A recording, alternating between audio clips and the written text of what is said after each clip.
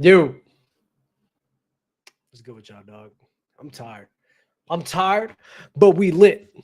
I'm tired, but we on.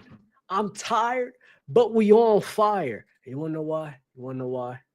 Listen, I'm gonna be honest with y'all. I cannot stand Boston, dog. I just can't stand them, bro. I just can't, bro. And it's really great for me to see, right? As a fan, of course, for entertainment purposes, right? But fan, the Boston Celtics 0-3. I've been waiting for these times, bro. I've been waiting for these times, man. I've been waiting for the Celtics to fall off the train, bro, because I was just tired of these dogs always competing with us, man. They lose to the Sixers, right? They lose to the Sixers without Joel Embiid. Tyrese Maxey had a great game in that game. We got to give credit where credit's due. Him and VJ. VJ was hooping. Then they lost by like one. Then they get spanked again the very next game by the New York Knicks. And the New York Knicks, by the way, are my favorites to come out the East, right? But then they get spanked by the Knicks. And then and then come around to the Pistons, they get spanked by them too. And it's just a great thing to see, for me at least. For me at least, it's great to see. And I appreciate seeing it. But if I'm going to be honest here, it's like it's kind of messed up. Jaylen Brown hooping. But again, he's not really a PG like that. He's just really not. So Jaylen Brown has been playing well. He's been playing very good, especially to like the way Jaylen Brown plays basketball. But him as a ball handler, him as a number one, the main guy that everyone's been, not everyone, but a good amount of people have been saying, yeah, Jaylen Brown can be the number one. Jaylen Brown can be this. Jaylen Brown can be that. He's actually the best player on the team other than Jason Tatum. I mean, look what's happening. Look what's happening to this team under his leadership, under his number one option-ness, I guess. Under him as the main guy, they're 0-3 right now. And I'm not hearing that whole, it's because the team is hurt and the team's not good and everything. Because, again, y'all were the same people that was trying to say that this man's better than Jason Tatum. This is the same people that were saying that. Now, Jaylen Brown has been playing well, but, dog, put respect where respect is due, man. He's really good. He's just not better than Jason Tatum. The things that Tatum can provide for that crew, it's just substantially better than him. He gives them versatility. I believe he is a better ball handler, even passer, better rebounder. Shot making, I guess, is the one thing that you can say is on par with each other. I would still go with Jason Tatum. But, like, come on. Those discussions, I hope, need to, like, die down. They need to die down really, really fast. But the Celtics and the struggles, honestly, they got – like, this team is just not it, if I'm going to be honest, bro. Just not it. They try to get Anthony Simons in there. He's been coming off the bench. And, 11 points on 43 and 29 is really hurting them. I think they need him to play at a better level than that, especially – he should be putting in more minutes to be more of the ball handler for that crew. But, again, it's like slim pickings out there. Not really anybody I think is, like, amazing with that, right? Definitely better than Jaylen Brown.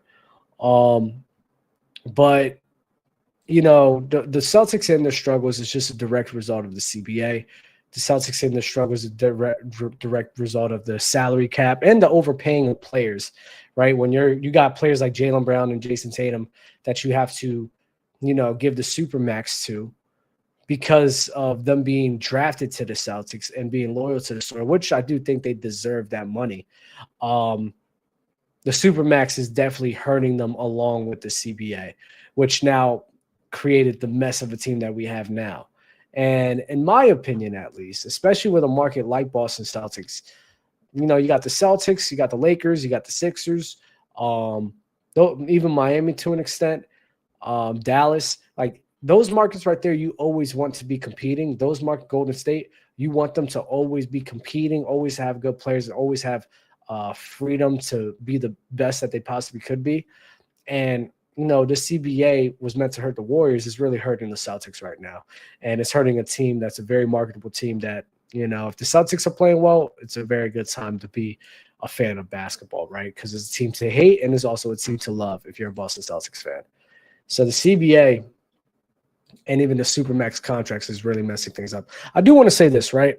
When it comes to Supermaxes, and this is really my take on the Supermax and even the CBA. There shouldn't be Supermaxes if there's a CBA, and vice versa. If players are allowed to get Supermaxes, then there shouldn't be a CBA. And if we're going to do a CBA, then there shouldn't be Supermaxes.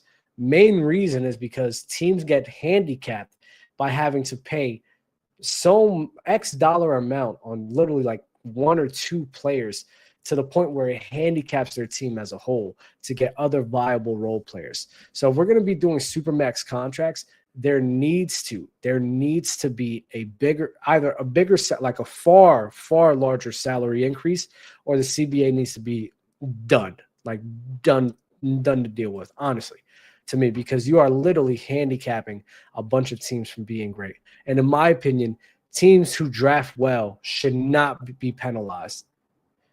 If you have players qualified for a Supermax, the team should not be penalized for drafting well and being able to win over that player's commitment to them. I just do not believe either the team or the player should be penalized for that. I think the player, for being loyal, should have that ability to get a Supermax, but also the team should not also get penalized for that.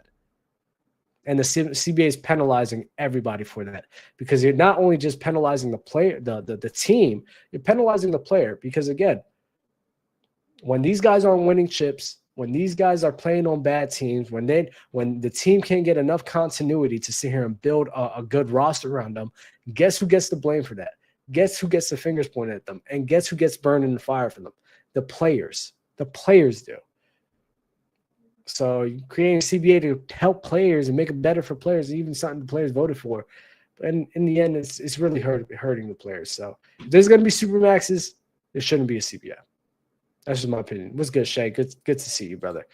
That's just my opinion. You know, and it's really destroying the Celtics. And definitely I'm happy to see it now. But if I'm going to be honest, and even objective about it, this is definitely a terrible thing for the league and a terrible thing that the league has done. And they need to do everything they can to fix it. I don't even know if they can. Maybe there's some rules against that. I got to look more into that. I mean, maybe you guys can let me know more in the comments. But you know, what can the league do? Because they're in a bad hole right now with these contract situations, and I really don't know what they can do. I'm gonna be honest, I really don't. I don't even know what the solution. Yo, you know what's so crazy? You know what's so crazy to me? I want to know something. The Chicago Bulls and 76ers are undefeated. They're 2-0 right now. That's funny. They're the first and second seed. Who would have knew? Who would have knew? After 2 games, the Boston Celtics and the Chicago Bulls, I'm not Boston Celtics, the Chicago Bulls and 76ers will be your 1 and 2 spots. That's funny. And then you want to know who's third? Charlotte. You want to know who's fourth? Miami, dog. Talk to me. Talk to me, fam. Yo, LaMelo Ball pissed me off. I'm not going to lie. LaMelo Ball got me tight in that Sixers game because he was playing very well. I think he played very well, especially shot making in the beginning in the first half was great. The passing as a whole from the Charlotte Hornets, the offense is looking very good. I don't think a lot of people are giving more respect to like Miles Bridges. Miles Bridges as shot maker is kind of shaky, but he was definitely working in pick and roll, making good high IQ passes. Definitely was very good for the team, right? Even Colin Sexton. Who else was that other guy? It was like Salon. Yeah, Salon. Even Trey Mann. The offense that they have in Charlotte is definitely very good. It's organic, and a lot of the players feed off of each other, right? And it's really good. It's a really good offense to watch, honestly. If I'm from not just from LaMelo, but from the team as a whole. LaMelo's a great passer in his own right, so we know what he's going to bring. But my main thing with Charlotte Hornets is the offense and how they're feeding off each other as a totality is actually pretty nice to see. So I'm very excited to see what more they can do. LaMelo against the Sixers. The Sixers Hornets game was wild.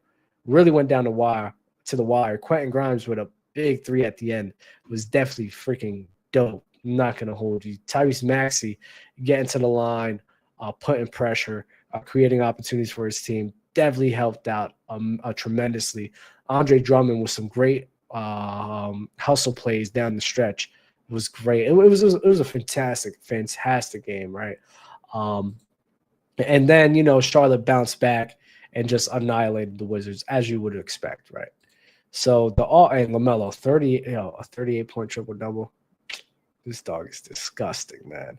So I'm very excited for the Hornets, very excited for the offense and how that's going to look, and very excited for, Knipple. Knipple was fired too. People not talking about him. This is a good team, good offense, let me say. The Hornets got a really, really good offense.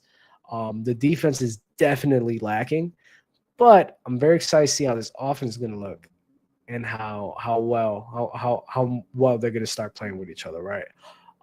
So shout out to LaMelo, shout out to the Hornets, because, hey, man, I really like what I'm seeing, dog. Really like what I'm seeing. Miami. Man, I got to talk about Miami, bro. Now, I don't know how long this is going to last. We're 2-1 right now. And obviously, I love to see it because we're 2-1. I just don't know how long this is going to last, dog. Bam at the 4 is not it for me, dog. I'm just going to be honest. The him and Khalil Ware minutes is definitely hurts the team offensively, especially when Bam is not on the court. I mean, especially the fact that Bam cannot, space the floor like that. The Bam and Khalil Ware, lineups is good defensively. Offensively, it's just a drag. But thank goodness for Norman Powell, dog. Norman Powell, bro. This, what Norman Powell is going to be? Norman Powell is going to be this. Norman Powell is having his Dion Waiters year. Almost 10 years. It's crazy. Almost 10 years ago. Almost 10 years ago, what Dion Waiters did for Miami, this is what Norman Powell is about to be, dog. Norman Powell's, he's averaging 24 on 47 and 50 from 3. Now, the 50 from 3 is not going to last, of course. But, man, he's been hooping and been the best scorer of our crew right now, man. And the shot making from him is just amazing to see. I can't wait to see it continue. But I truly believe Norman Powell is in his Dion Waiters phase. This is in his Dion Waiters mode. And this is Norman Powell's, 2018? Yeah, 2018 Dion Waiters. And he's really going to be very key for us. But again, this Miami Heat crew, like playoffs, yeah, maybe play in playoff team, but nothing more than that. Sadly, and I like my team. I like what we've been doing, but it's not going to be anything more than that, especially with like the Bam offense, dog. I just don't get it. Like it pains me. It pains me to say with Bam Adebayo, because I've been banking on this for a while, but Bam Adebayo is about to be 30, right? He's 28 years old. Hey, Natty, how are you? Good to see you. Pretty much every star is hooping this year. This season might be equivalent of 2016. Steph/Slay historic year, Kobe/Bron retirement, all-time finals. Yeah, this year, I do believe 2025 basketball is going to be some of the best basketball we've seen. I think everyone's healthy. I think it's going to last, and I just can't wait to see what the basketball is going to bring and how the basketball community is going to respond. But 2025, I just feel it in the air. This is going to be one of the best seasons in basketball that we've had in a very long time, and I just can't wait. I really can't wait, man. Good to see you, Natty. We lit. But Bam Adebayo, it pains me to say this, but the Bam Adebayo offense we can just give up on. I'm done. 28 years old. We've been saying it. He's going to learn. He's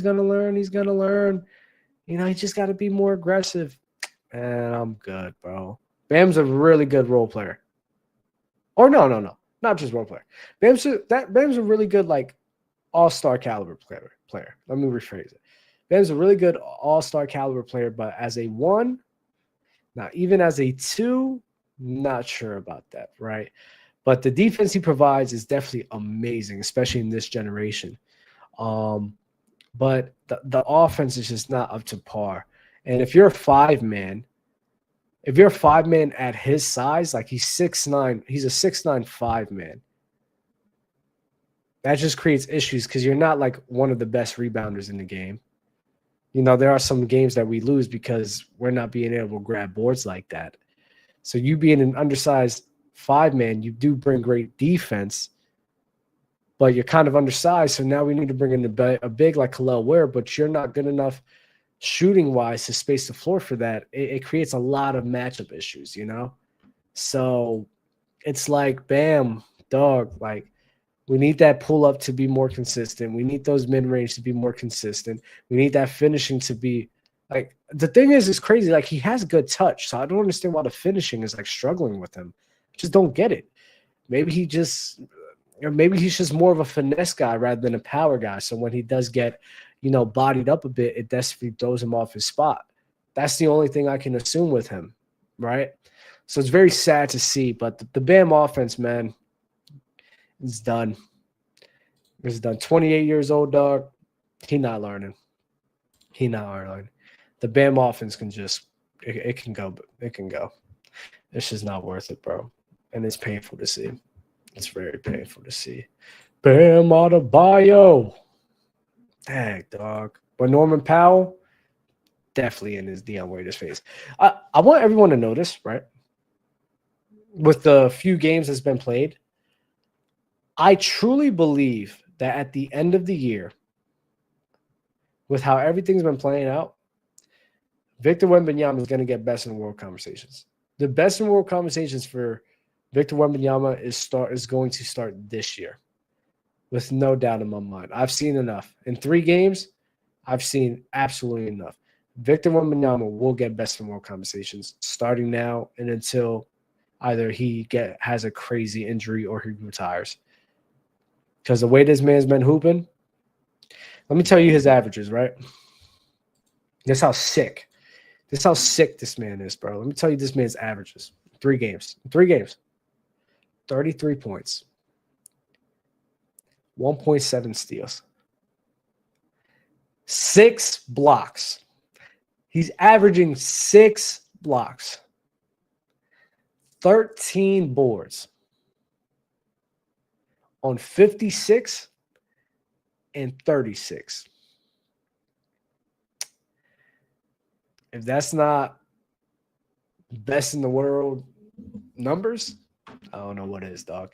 So now, do you think he's gonna average 6 blocks for the year? No, but he may average 4. I'm not gonna hold you, and he may average 30 points. So if he's giving you 30, 13, and 4 on 52 and 36, 35 from 3.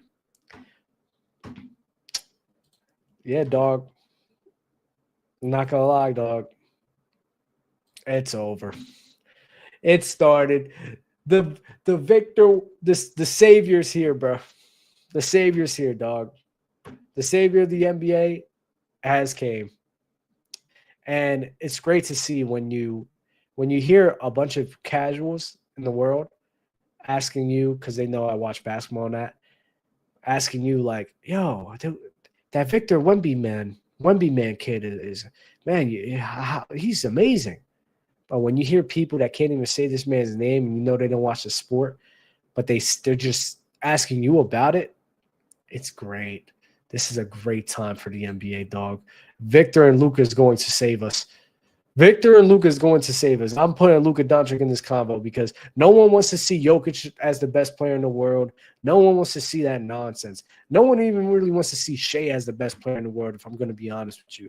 They want to see Luka Doncic. They want to see Victor Wembanyama as the best player in the world. I don't want to hear nothing about anyone else. Those are probably the most marketable players that we have right now. Victor and Luka and Giannis. And you know what? Since I'm on the topic, I'm going to get into Giannis because I am tired of people overlooking this guy like he is not over here hooping. I am tired that people are overlooking the fact that this man hasn't been hooping for the last, 3 years now. This is about to be 3 years because he may even do it again. But this last 3 years where Giannis Antetokounmpo is going to be averaging 30 on 60% from the field. I'm going to be honest with you. I do not care. I'm trying not to curse. But I honestly could care less the fact that this man is running dunk man. When you are averaging 30 30 on 60 with 11 to 12 boards. Good defense on 60%, dog. If you're doing that and you are being just overlooked in these best in the world conversations, there's a problem with the community. There's not a problem with you. Because there's no way you're going to sit here and say 3 years running in a row, Giannis is going to be sitting here dropping 30 on 60, and he's going to be disrespected by not being in these conversations and overlooked a lot. There's no way you're going to sit here and tell me that. There's just no way. That's just disrespectful to me. You got Jokic over here friggin' going like 2 for 13 or 2 for 11 from 3. His partner drops 50 points, still losing. But this man, Giannis, I think his team's undefeated. No, he lost to Cleveland. They lost to Cleveland, but you want to know what he did? He dropped 49 and 14. 40 points, 9 assists, and 14 rebounds. I'm not hearing nothing, dog. And they almost won that game. And the only reason the only reason why Milwaukee's been competing, winning games, honestly, is only because of him. He is the only reason why. Giannis is the only reason why that ship is being able to run. There's no other reason. So I'm not hearing this, dog. So give what's his name? Give Giannis more respect, dog, because I don't like how he's been being treated. I think it's disingenuous, I would say. Disingenuous. Yo, Ant-Man got hurt, bro. That was sad to see. Not gonna lie. It was really sad to see. Dallas Mavericks right now, I get it, they beat Toronto. Dog, they are in desperate need of a point guard. I'm just gonna be honest with you. Like, this is really, really bad. They're in a very big, desperate league of a point guard. D'Lo played well last game, but man, they need more out of that from him. You know, it can't be Flag. You know, Marshall put in some extra minutes, which I think helped out. So Najee Marshall should play some more. You got D'Lo that has to play some more to kind of take some of those responsibilities off of Cooper Flag. But keep Cooper Flag as a forward. He needs to play as a forward, dog. That is his style. That is his game. Keep it like that. No more, no less. Build that up. I should have said this before. I don't think I have. But the defense does have to get better. I don't know what's up with Dallas's defense, dog. But they – so this is what I'm going to say, right, with Dallas's defense. That I think it has to be, without a doubt, AD being out of shape. You know, he got eye surgery. So AD being that eraser is not really there right now. And, I mean, you can tell that Dallas, you know, Lively's definitely, like, counting on that. And that eraser is not really there. So Anthony Davis, he starting to step up more. But even, I'm not gonna lie, even the perimeter defense isn't as isn't as good as I thought it would be. You know, Cooper's been playing well. You know, the defense is pretty solid. But if I'm gonna be honest, especially as POAs, like, the only people they have, Klay Thompson's at an older level.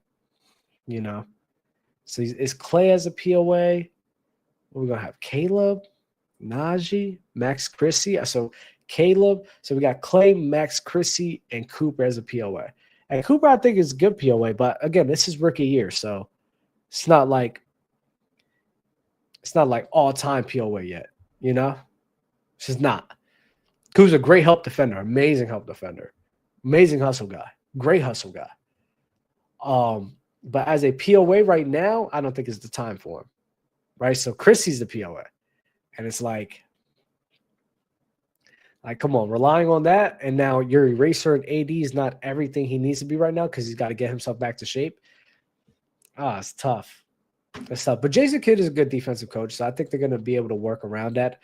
I think the more they be playing, the more they play together, the more continuity they get, the better the defense will be.